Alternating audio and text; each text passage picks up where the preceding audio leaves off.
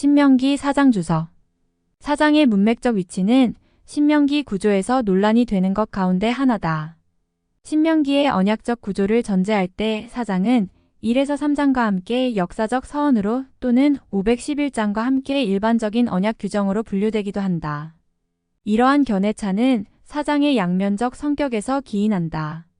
4장은 한편으로는 1에서 3장과 유사하게 역사적 사건을 통해 하나님의 은혜를 부각시키나 다른 한편으로는 511장과 함께 과거에 보여주신 하나님의 은혜에 기초하여 지금 하나님께 헌신할 것을 권면하기 때문이다.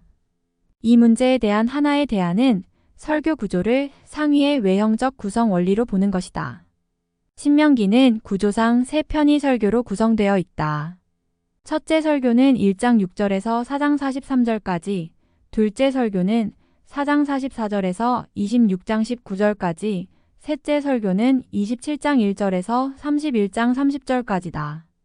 4장의 구조는 전체 주제인 언약과 율법이 각각 하나님의 성품, 구원, 은혜, 백성과 밀접하게 연관된다. 4장 1절 규례와 법도. 굳이 구분하자면 규례에 해당하는 원어 훅하는 대개도덕법, 의식법, 시민법, 사회법 등과 같이 세부적으로 규정된 법규를 가리킨다. 그리고 법도에 해당하는 미시파트는 규례로부터 파생된 인간과 인간과 하나님 간의 모든 공적, 사적 권리와 의무를 가리킨다. 하지만 성경에서 이 두 단어는 자주 혼용되고 있기 때문에 엄밀히 구분하기는 힘들다. 따라서 이 두 단어는 상호 연결되어 하나님의 모든 율법과 교훈을 강조하여 지칭하는 표현으로 이해될 수 있다. 4장 1절 그러면 너희가 살아서. 하나님의 말씀을 거역한 결과 지난 40년간 광야에서 서서히 죽어간 이스라엘 9세대의 뼈저린 비극적 경험을 근거로 오직 말씀에 대한 순종과 불순종 여부가 삶과 죽음의 기로가 된다는 사실을 분명히 상기시켜준다. 4장 2절 더하거나 빼서는 안 된다.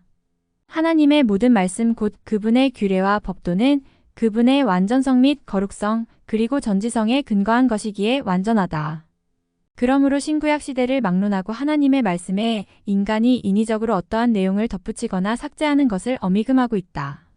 4장 7절 기도할 때마다 우리 가까이 계시는 분. 인간의 손에 의해 공교하게 다듬어진 이방의 온갖 신들은 그 백성이 불러도 갈 수 없으며 위기에 처해도 어찌하지 못하는 한낱돌과 나무에 불과한 무용지물이다. 하나님께서는 먼저 조건 없이 이스라엘을 택하사 그들의 부르짖는 소리에 귀를 기울여 주신 것을 상기시키는 말이다. 그러나 행여 우리가 간구한 것에 대하여 응답받지 못한 것이 있다면 그것은 정욕으로 쓰려고 잘못 구했기 때문이다. 4장 9절. 너희의 눈으로 본 것들. 이것은 출애굽 원년에 호렙산에서 하나님께로부터 율법을 받을 때 이스라엘 9세대들이 본 하나님의 현현한 장면을 가리킨다. 그런데 모세가 당시의 상황을 잘 알지 못하는 세 세대에게 너라는 말을 사용한 이유는 첫째, 하나님의 언약 안에서 9세대와 세 세대가 하나의 공동체로 연계되어 있다는 사실과 둘째, 40여 년 전에 주어진 율법이 지금도 유효하다는 사실을 강조하기 위함이다. 4장 11절 불이 그 산을 휩싸고 타오르는 불꽃은 하나님의 강림을 나타내주는 자연적 현상이다.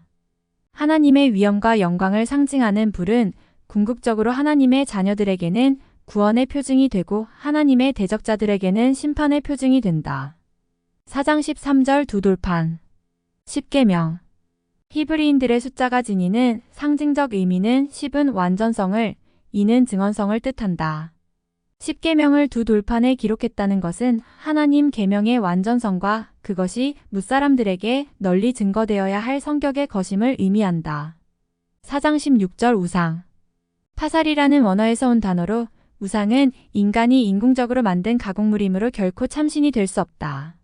4장 20절 용광로. 이스라엘 백성들이 400년 동안 애굽에서 노예 생활할 때 당한 학대와 고통이 얼마나 혹독했던가를 나타내는 비유적 표현이다. 4장 21, 22절. 모세가 무리바 반석 사건으로 자신이 가나안 땅에 들어갈 수 없게 된 사실을 상기시키는 이유는 백성들로 하여금 하나님의 뜻과 계명에 순종함으로 자신과 같은 전철을 밟지 않도록 교훈하기 위함이었다. 4장 26절 하늘과 땅을 증인으로. 하늘과 땅은 하나님의 창조물이다. 이를 증인 삼는다는 것은 온 우주의 주인 되시는 하나님의 이름을 빌어 말한다는 뜻이다. 이는 모세 메시지의 권위가 얼마 큰지, 아울러 불변하는 하늘과 땅처럼 그 메시지 역시 불변하는 성격의 것임을 의미한다. 4장 27절 여러 민족 사이에 흩으실 것. 우상 숭배로 초래될 대가를 엄중히 경고한 구절이다. 불행히도 모세의 경고대로 이스라엘은 가나안 땅에서 우상 숭배죄를 범해 기원전 722년 아수르에 의해 북이스라엘 멸망, 기원전 586년 바벨론에 의해 남유다 멸망을 맞이한다. 그 후 이스라엘 백성들은 다시 나라를 재건하기까지 세계 각지에 흩어졌고 지금도 고국으로 귀환하지 못하고 세계도처에 흩어져 살고 있는 사람들이 많이 있음을 볼 수 있다. 4장 28절 거기에서 사람이 만든 신 우상을 섬기다 이방 땅으로 쫓겨난 이스라엘이 그곳에서 다시 우상을 섬기는 처참한 운명에 빠지리라는 이 예언적 경고이다. 하나님께서는 사랑하는 자들에게 징계를 가하기라도 해서 회개할 기회를 주시지만 멸망할 자들에게는 그 마음의 소욕대로 하도록 내버려 두시기 때문이다. 이스라엘에 대한 이러한 징벌은 결코 그들을 완전히 멸망케 하고자 하는 징계가 아니라 우상의 헛됨을 철저히 깨달아 다시는 우상을 숭배하는 어리석은 죄를 범하지 않도록 하기 위한 하나님의 또 다른 사랑의 채찍이었다. 4장 30절 마지막 날에 문자적으로는 날들의 끝에란 뜻이다. 여기서는 1차적으로 이스라엘의 회복의 때인 바벨론 포로 귀환의 날을 가리키고 궁극적으로는 메시아 재림의 때를 가리킨다. 이날은 이스라엘이 하나님께로 돌아와 구원받게 되는 때이다. 4장 38절 오늘에 이르게 하신 것. 이스라엘이 자신보다 강한 아모리 족속의 두왕시온과 옥을 정복한 사실을 가리킨다. 모세가 이것을 말하는 까닭은 하나님께서 이스라엘과 함께 하신다는 증거이자 가나안 정복의 성공을 미리 보여주는 확실한 전조로 그들을 격려하기 위함이었다. 4장 40절 너희와 너희의 자손이 길이 살 것이다. 여호와의 규례와 명령을 지킬 때 보장되는 하나님의 축복으로 언약 안에 머물 때 1차적으로는 지상 가나안 땅이 이스라엘 대대손손의 장구한 기업이 되리라는 뜻이고 2차적으로는 영적 이스라엘 자손이 하늘 가나안 땅 천국에서 영생할 것을 의미한다. 4장 41절 그때에 모세가 자신의 첫 번째 설교를 끝낸 때 4장 42절 피신하면 요단 동편과 서편에 각각 3개씩 도합 6개가 설치될 도피성은 실수로 살인을 한 자가 피해 복수자로부터 자신의 생명을 지키기 위해 피신하는 피난처를 가리킨다. 이것은 복수가 복수를 낳는 무모한 피 흘림을 방지하기 위한 일종의 사회적 중재제도였다.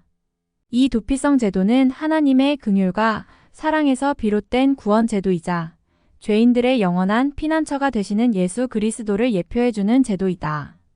4장 44절 모세가 선포한 율법.